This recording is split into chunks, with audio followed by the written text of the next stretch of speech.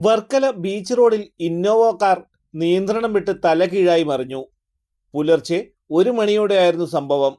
പാപനാശം കിളിത്തട്ടുമുക്ക് ക്ഷേത്രത്തിന് മുൻവശത്തെ മതിലിനോട് ചേർന്നാണ് വാഹനം തലകീഴായി മറിഞ്ഞത്. കൊല്ലം പാരിപ്പള്ളി സ്വദേശികളാണ് വാഹനത്തിലുണ്ടായിരുന്നത്. പുലർച്ചെ 1 മണിയായതിനാൽ വൻ അപകടമാണ് ഒഴിവായത്. വാഹനം അമിത വേഗതയിലായിരുന്നതായി നാട്ടുകാർ പറഞ്ഞു.